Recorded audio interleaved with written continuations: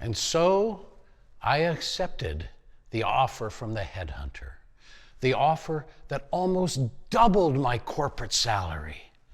And I left that small boutique consulting firm, the one that took a chance on me, the one that nurtured me and gave me the skills I needed. Yes, I left that firm for the lights of downtown, for the multinational firm that welcomed me as the new golden boy. An office on the 27th floor with a vista of downtown Chicago, and a whole new circle of friends, young, wealthy professionals just like me. Boy, did we ever live the high life. And speaking of money, it was amazing.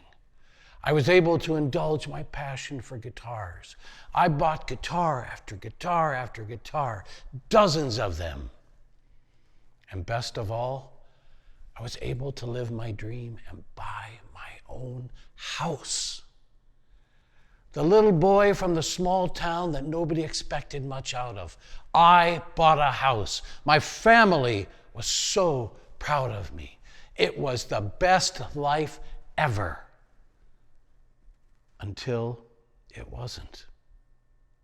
See, there was a price for betraying that small firm. And there was a price for embracing greed as tightly as I did. And I would come to learn, tragically, that it was a price I could not pay. That walk home from my accountant's office was the longest, most desolate walk of my life. I'd just been informed that the tax service would seize every last dime I owned, and that I would have to sell every one of my guitars in my collection, and that I would have to sign over my beloved house to them. And on top of that, I would be in debt $70,000 to the tax service. I realized that I'd lost so much more than all this because I'd lost my self-worth. I'd lost my hope, and I'd lost a reason to live. Just south of Fullerton Avenue, I passed an abandoned storefront, and in the doorway, sitting on a piece of cardboard, was a ragged man begging for spare change. And he'd called out and say, "Spare change, spare change." And all of a sudden, my depression and my despair turned into rage, and I glared at him and wordlessly thought to myself, "How dare you ask me for anything? I've lost everything. I have nothing."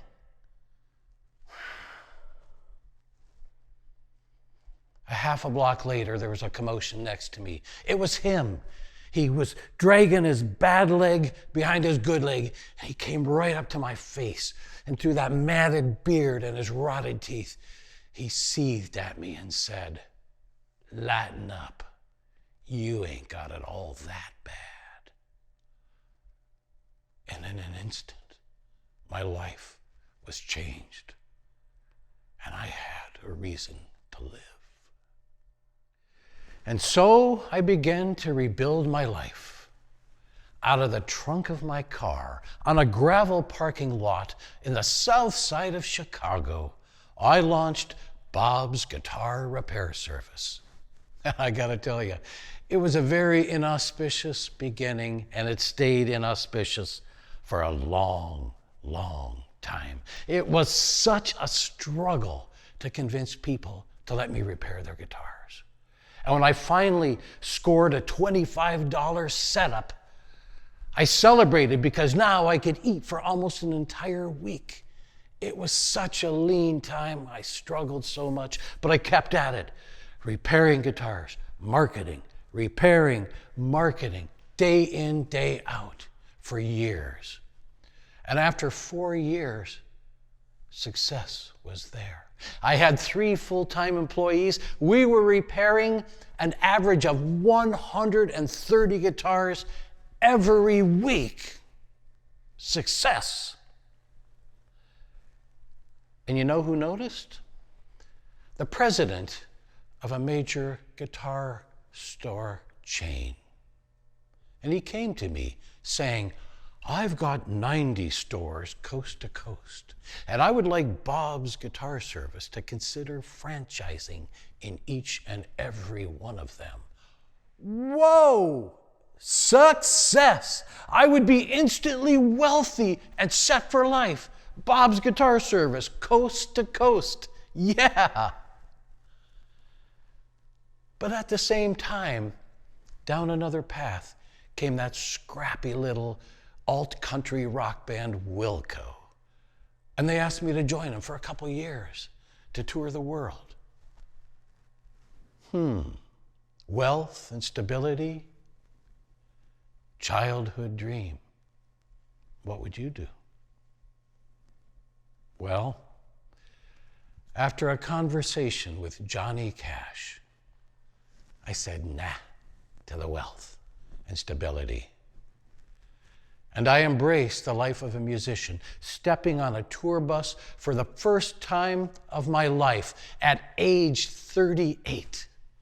And I did not get off for another 22 years living my childhood dream.